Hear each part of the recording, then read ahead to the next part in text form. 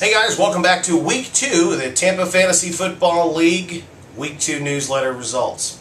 We're going to get things started in Week 2 with the two teams that both have the same initials, DP versus DP. This is Ditch's Pack versus Tbffl.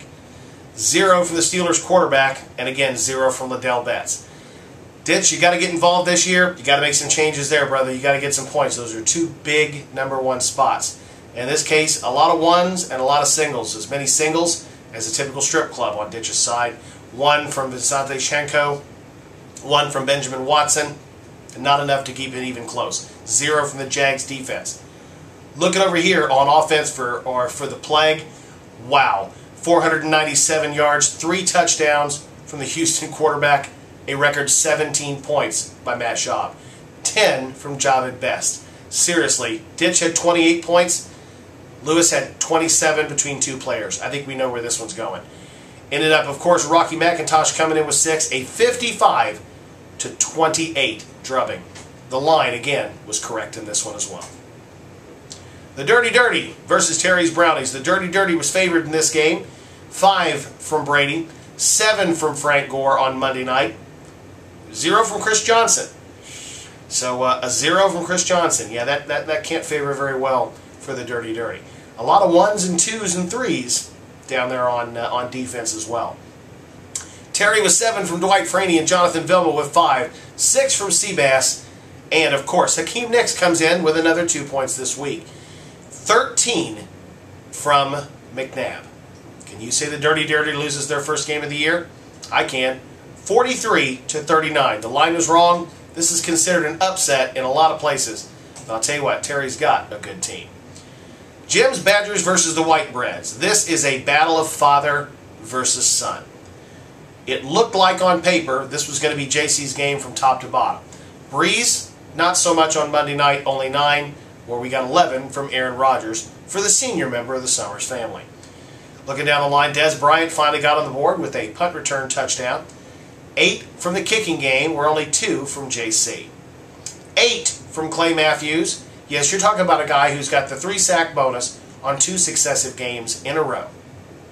Final score, 47-41.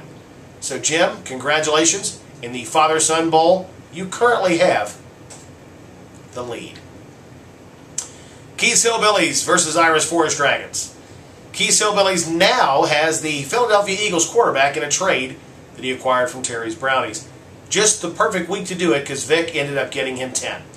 LaShawn McCoy, another Philadelphia N, if you can call him that, with 8.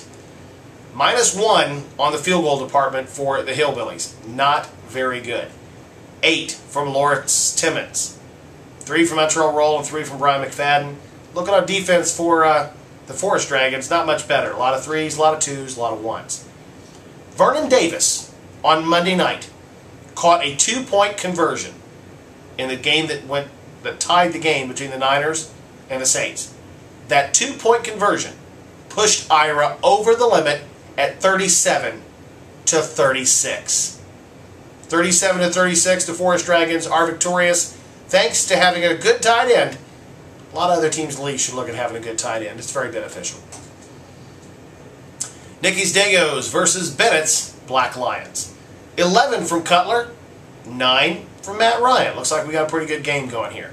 However, looks like Nicky's Dagos did lose Reggie Bush, possibly for the season, in that Monday night game. 4 from Braylon Edwards, 3 from Roddy White, and 4 from Deshaun Jackson. Easily outdueled Bennett's Steven Jackson, Carnell Williams, Pierre Thomas, and Miles Austin. Kicking game. 2 from the Washington kicker for Bennett's Black Lions with 8 for Robbie Gould. Patrick Willis, the tackling and sack machine, comes in with 6 on Monday night, which again puts Nicky in the win column, 48-41.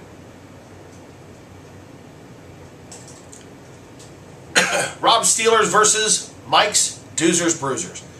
Well, the running back tandem of Ricky Williams, Darren Sproles, and Maurice Drew ended up with a total of 0, with -1 from Ricky and MJD.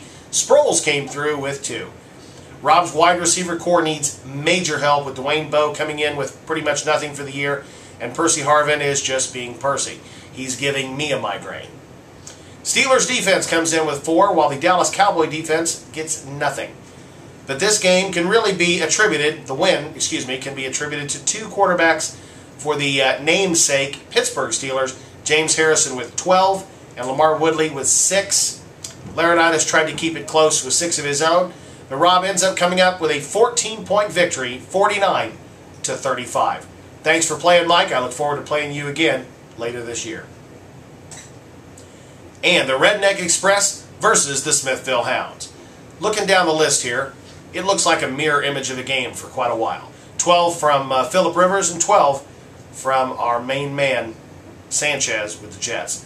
2 from Arian Foster, 2 from Joseph Adai, 2 from Randy Moss, 2 from Jeremy Macklin. Everything's looking great, even in the kicking game, 5 and 7 respectively.